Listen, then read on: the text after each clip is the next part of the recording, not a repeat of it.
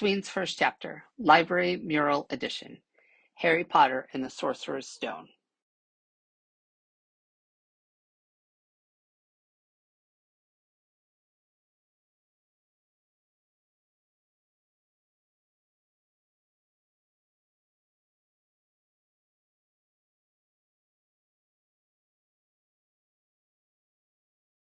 Chapter 1, The Boy Who Lived. Mr. and Mrs. Dursley of number 4 Privet Drive were proud to say that they were perfectly normal, thank you very much. They were the last people you'd expect to be involved in anything strange or mysterious, because they just didn't hold with such nonsense. Mr. Dursley was the director of a firm called Grunnings, which made drills. He was a big, beefy man with hardly any neck, although he did have a very large mustache.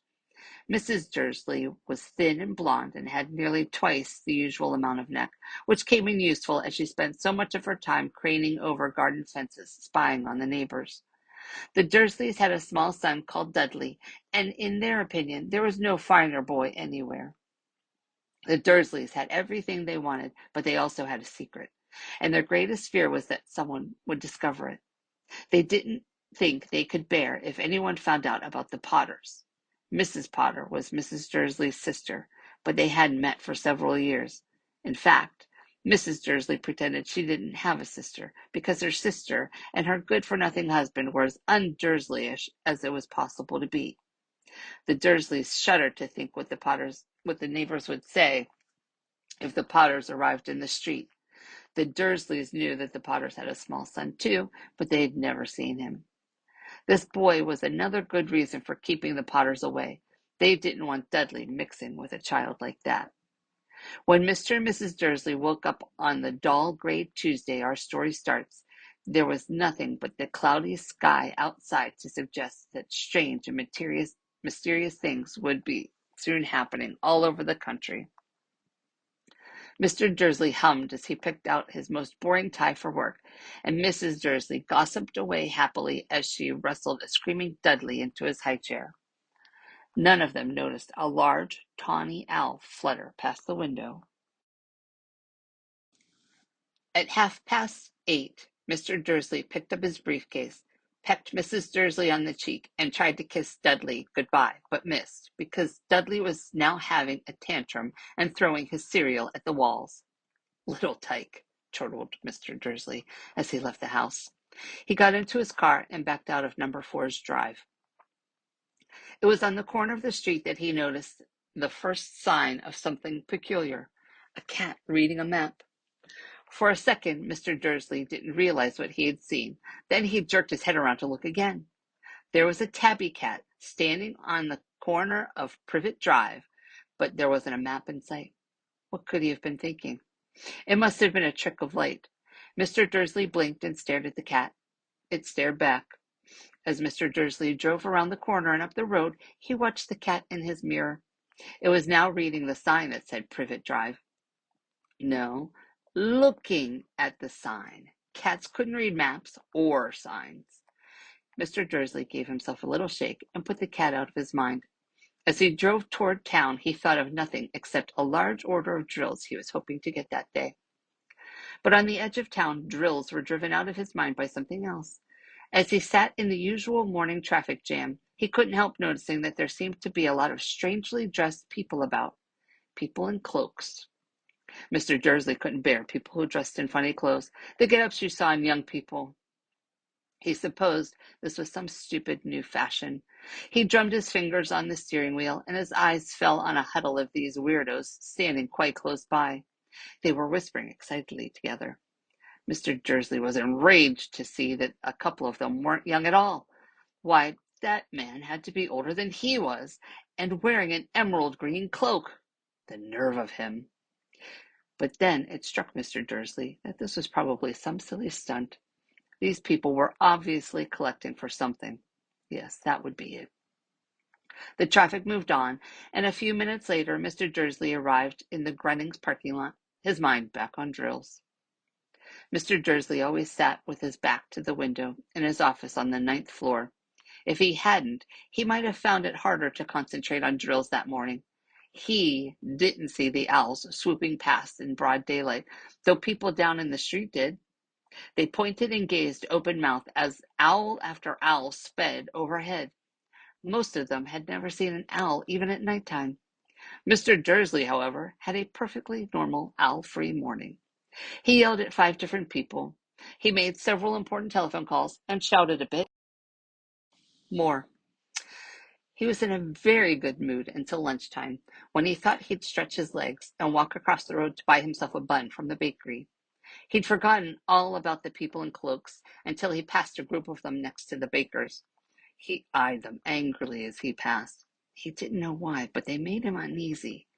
This bunch were whispering excitedly, too, and he couldn't see a single collecting tin. It was on his way back past them, clutching a large doughnut in a bag, that he caught a few words of what they were saying. The Potters, that's right, that's what I heard. Yes, their son Harry. Mr. Dursley stopped dead. Fear flooded him. He looked back at the whisperers as if he wanted to say something to them, but thought better of it. He dashed back across the road, hurried up to his office, snapped at his secretary not to disturb him, seized his telephone, and had almost finished dialing his home number when he changed his mind. He put the receiver back down and stroked his mustache, thinking, no, he was being stupid. Potter wasn't such an unusual name. He was sure there were lots of people called Potter who had a son called Harry. Come to think of it, he wasn't even sure his nephew was called Harry. He'd never even seen the boy. It might have been Harvey or Harold. There was no point in worrying Mrs. Dursley. She always got so upset at any mention of her sister. He didn't blame her. If he'd had a sister like that. But all the same, those people in cloaks. He found it a lot harder to concentrate on drills that afternoon, and when he left the building at 5 o'clock, he was still so worried that he walked straight into someone just outside the door. Sorry, he grunted, as the tiny old man stumbled and almost fell. It was a few seconds before Mr. Dursley realized that the man was wearing a violet cloak. He didn't seem at all upset at being almost knocked to the ground. On the contrary, his face split into a wide smile, and he said in a squeaky voice that made passers-by stare, don't be sorry, my dear sir, for nothing could upset me today. Rejoice, for you know who has gone at last. Even muggles like yourself should be celebrating this happy, happy day. And the old man hugged Mr. Dursley around the middle and walked off. Mr. Dursley stood rooted to the spot. He'd been hugged by a complete stranger. He also thought he had been called a muggle, whatever that was. He was rattled. He hurried to his car and set off for home, hoping he was imagining things, which he had never hoped before because he didn't approve of imagination. As he pulled into the driveway of number 4, the first thing he saw, and it didn't improve his mood, was the tabby cat he'd spotted that morning. It was now sitting on his garden wall. He was sure it was the same one. It had the same markings around its eyes. Shoo! Said Mr. Dursley loudly. The cat didn't move. It just gave him a stern look. Was this normal cat behavior? Mr. Dursley wondered. Trying to pull himself together, he let himself into the house. He was still determined not to mention anything to his wife. Mrs. Dursley had had a nice, normal day. She told him over dinner all about Mrs. Next Door's problems with her daughter and how Dudley had learned a new word, won't.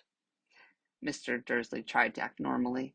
When Dudley had been put to bed, he went into the living room in time to catch the last report on the evening news. And finally, bird watchers everywhere have reported that the nation's owls have been behaving very unusually today. Although owls normally hunt at night and are hardly ever seen in daylight, there have been hundreds of sightings of these birds flying in every direction since sunrise. Experts are unable to explain why the owls have suddenly changed their sleeping pattern. The newscaster allowed himself a grin. Most mysterious. And now over to Jim McGuffin with the weather. Going to be any more showers of owls tonight, Jim? Well, Ted, said the weatherman, I don't know about that, but it's not only the owls that have been acting oddly today. Viewers as far apart as Kent, Yorkshire, and Dundee have been phoning in to tell me that instead of rain I promised yesterday, they've had a downpour of shooting stars. Perhaps people have been celebrating bonfire night early. It's not until next week, folks, but I can promise a wet night tonight. Mr. Dursley sat frozen in his armchair. Shooting stars all over Britain? Owls flying by daylight? Mysterious people in cloaks all over the place? And a whisper about the Potters. Mrs. Dursley came into the living room carrying 2 cups of tea. It was no good. He'd have to say something to her. He cleared his throat nervously. Petunia, dear, you haven't heard from your sister lately, have you? As he had expected, Mrs. Dursley looked shocked and angry. After all, they normally pretended she didn't have a sister. No, she said sharply. Why? Funny stuff on the news, Mr. Dursley mumbled. Owls, shooting stars, and there were a lot of funny-looking people in town today. So, snapped Mrs. Dursley. Well, I just thought maybe it was something to do with, you know, her crowd. Mrs. Dursley sipped her tea through pursed lips. Mr. Dursley wondered whether he dared tell her he'd heard the name Potter. He decided he didn't dare. Instead, he said, as casually as he could, their son, he'd be about Dudley's age now, wouldn't he? I suppose so, said Mrs. Dursley stiffly. What's his name again? Howard, isn't it? Harry. Nasty common name, if you ask me. Oh, yes, said Mr. Dursley, his heart sinking horribly. Yes, I quite agree. He didn't say another word on the subject as they went upstairs to bed. While Mrs. Dursley was in the bathroom, Mr. Dursley crept to the bedroom window and peered down into the front garden. The cat was still there.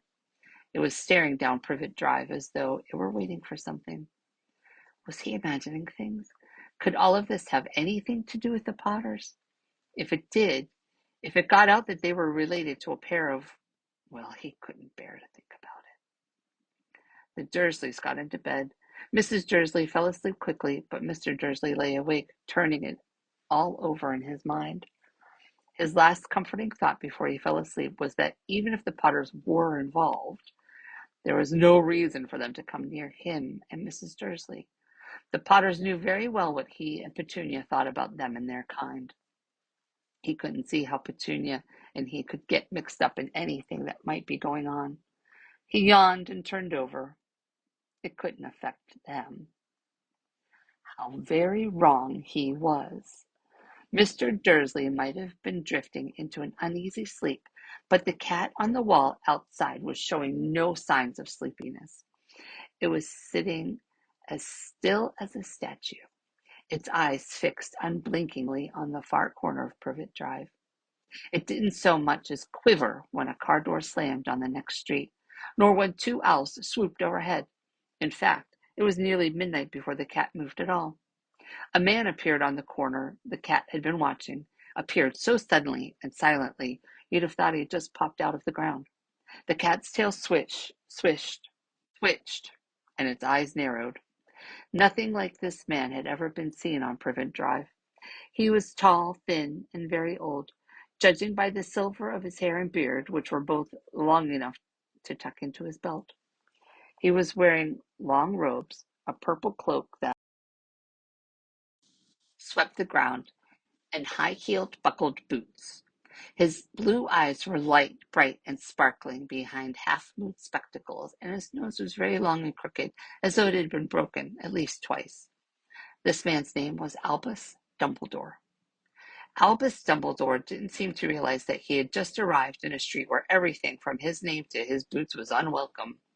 He was busy rummaging in his cloak, looking for something, but he did seem to realize he was being watched, because he looked up suddenly at the cat, which was still staring at him from the other end of the street. For some reason, the sight of the cat seemed to amuse him. He chuckled and muttered, I should have known. He found what he was looking for in his inside pocket. It seemed to be a silver cigarette lighter. He flicked it open, held it up in the air, and clicked it. The nearest street lamp went out with a little pop. He clicked it again. The next lamp flickered into darkness. 12 times he clicked the put-outer, until the only lights left on the whole street were two tiny pinpricks in the distance, which were the eyes of the cat watching him. If anyone looked out of their window now, even beady-eyed Mrs. Dursley, they wouldn't be able to see anything that was happening down on the pavement. Dumbledore slipped the put-outer back inside his cloak and set off down the street toward number 4, where he sat down on the wall next to the cat. He didn't look at it, but after a moment he spoke to it. "Fancy seeing you here, Professor McGonagall." He turned to smile at the tabby, but it had gone. Instead, he was smiling at a rather severe-looking woman who was wearing square glasses, exactly the shape of the markings the cat had around its eyes. She, too, was wearing a cloak, an emerald one. Her black hair was drawn into a tight bun. She looked distinctly ruffled. "How did you know it was me?" she asked. "My dear Professor, I've never seen a cat sit so stiffly." "You'd be stiff if you'd been sitting on a brick wall all day," said Professor McGonagall. "All day? When you could have been celebrating? I must have passed a dozen feasts and parties on my way here." Professor McGonagall sniffed angrily. "Oh, yes, everyone's celebrating all right," she said impatiently. "You think they'd be a bit more careful, but no. Even the Muggles have noticed something's going on. It was on their news." She jerked her head back at the Dursleys' dark living room window. "I heard it. Flocks of owls, shooting stars. Well, they're not completely stupid. They were bound to notice something. Shooting stars down in Kent? I'll bet that was the Daedalus Diggle. He never had much sense." "You can't blame them," said Dumbledore gently. "We've had precious little to celebrate for 11 years. "I know that," said Professor McGonagall irritably, "but that's no reason to lose our heads. People are being downright careless, out on the streets in broad daylight, not even dressed in Muggle clothes, swapping rumors." She threw a sharp sideways glance at Dumbledore here, as though hoping he was going to tell her something, but he didn't, so she went on. "A fine thing it would be if, on the very day you-know-who seems to have disappeared at last, the Muggles found out about us all." "I suppose he really has gone, Dumbledore?" "It certainly seems so," said Dumbledore. "We have much to be thankful for. Would you care for a lemon drop?" "A what?" "A lemon drop. They're a kind of Muggle sweet I'm rather fond of." "No, thank you," said Professor McGonagall coldly, as though she didn't think this was a moment for lemon drops. "As I say, even if you know who has gone, my dear Professor, surely a sensible person like yourself can call him by his name. All this you-know-who nonsense. For 11 years I've been trying to persuade people to call him by his proper name. Voldemort." Professor McGonagall flinched, but Dumbledore, who was unsticking 2 lemon drops, seemed not to notice. "It all gets so confusing if we keep saying you-know-who. I have never seen any reason to be frightened of saying Voldemort's name." "I know you haven't," said Professor McGonagall, sounding half exasperated, half admiring. "But you're different. Everyone knows you're the only one you know—" "Oh, all right. Voldemort was frightened of." "You flatter me," said Dumbledore calmly. "Voldemort had powers I will never have." "Only because you're too, well, noble to use them. It's lucky it's dark. I haven't blushed so much since Madame Pomfrey told me she liked my new earmuffs."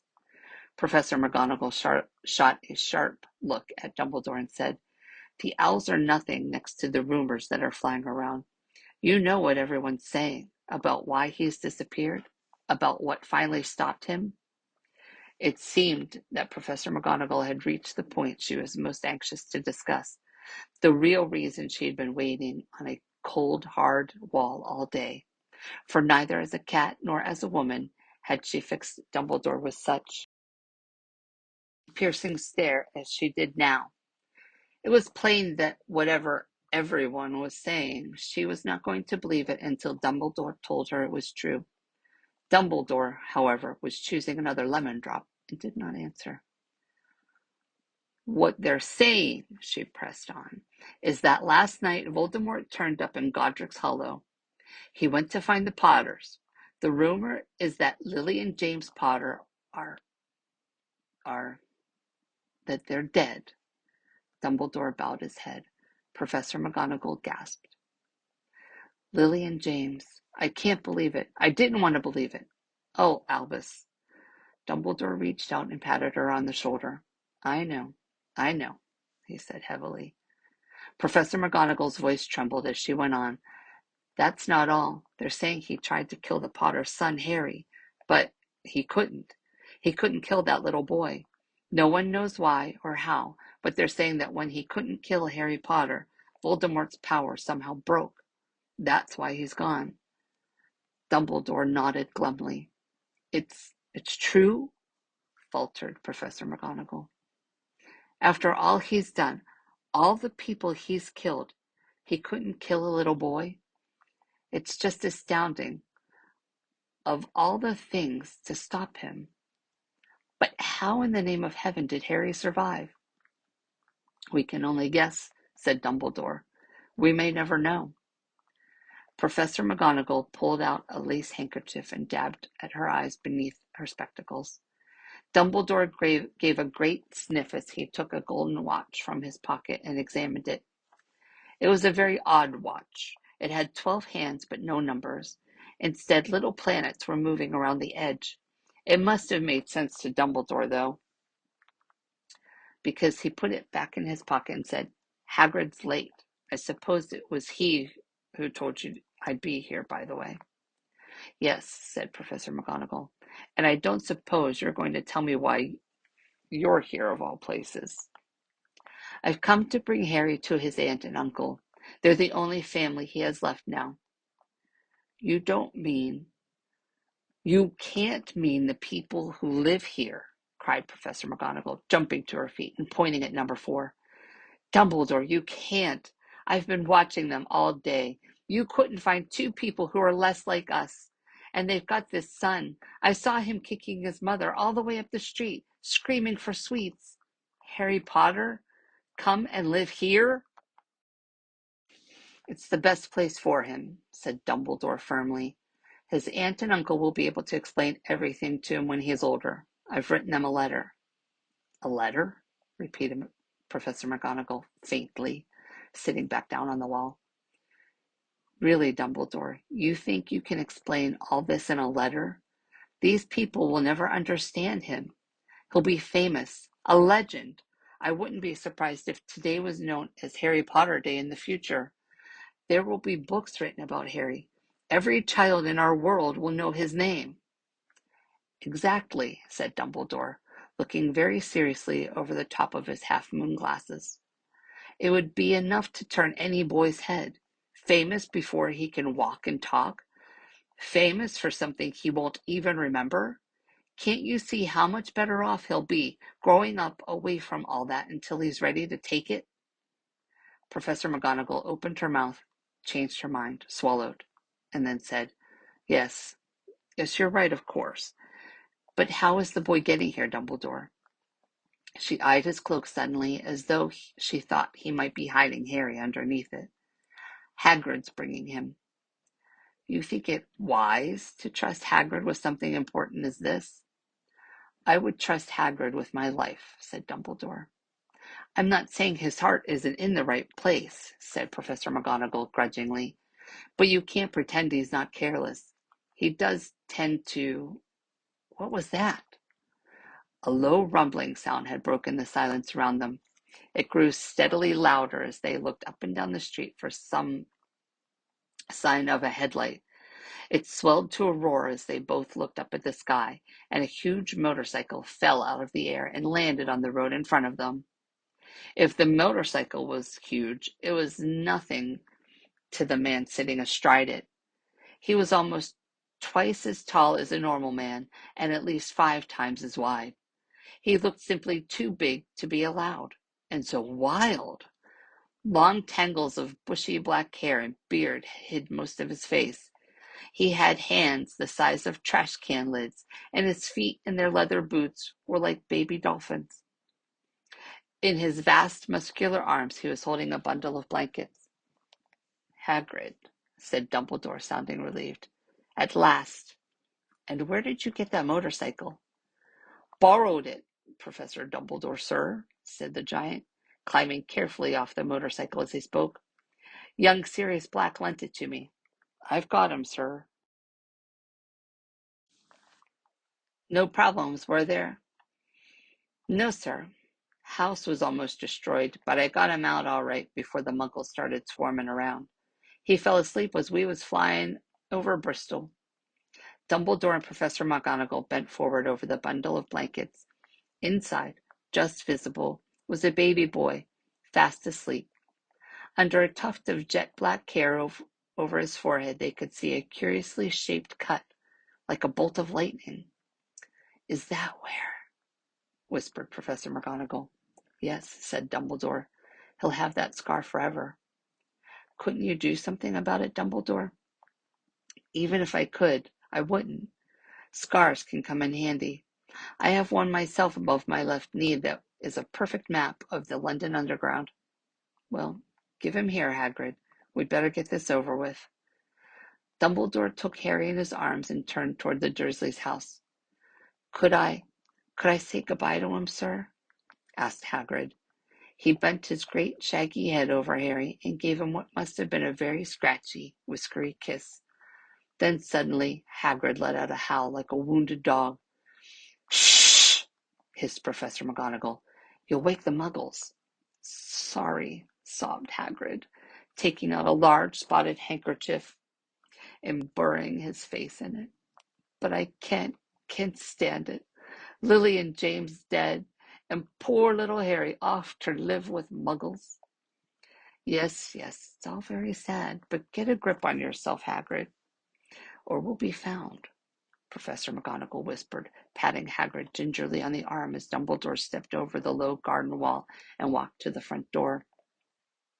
He laid Harry gently on the doorstep, took a letter out of his cloak, tucked it inside Harry's blankets, and then came back to the other two. For a full minute the three of them stood and looked at the little bundle. Hagrid's shoulders shook. Professor McGonagall blinked furiously, and the twinkling light that usually shone from Dumbledore's eyes seemed to have gone out. Well, said Dumbledore finally, that's that. We've no business staying here. We may as well go and join the celebrations. Yeah, said Hagrid in a very muffled voice. I'd best get this bike away. Good night, Professor McGonagall, Professor Dumbledore, sir. Wiping his streaming eyes on his jacket sleeve, Hagrid swung himself onto the motorcycle and kicked the engine into life. With a roar, it rose into the air and off into the night. I shall see you soon, I expect, Professor McGonagall, said Dumbledore, nodding to her. Professor McGonagall blew her nose in reply. Dumbledore turned and walked back down the street. On the corner he stopped and took out the silver put-outer. He clicked it once, and 12 balls of light sped back to their street lamps, so that Privet Drive glowed suddenly orange, and he could make out a tabby cat slinking around the corner at the other end of the street. He could just see the bundle of blankets on the step of number 4. Good luck, Harry, he murmured. He turned on his heel, and with a swish of his cloak, he was gone. A breeze ruffled the neat hedges of Privet Drive, which lay silent and tidy under the inky sky, the very last place you would expect astonishing things to happen. Harry Potter rolled over inside his blankets without waking up. One small hand closed on the letter beside him, and he slept on, not knowing he was special, not knowing he was famous, not knowing he would be woken in a few hours' time by Mrs. Dursley's scream as she opened the front door to put out the milk bottles, nor that he would spend the next few weeks being prodded and pinched by his cousin Dudley. He couldn't know that at this very moment people meeting in secret all over the country were holding up their glasses and saying in hushed voices, "To Harry Potter, the boy who lived."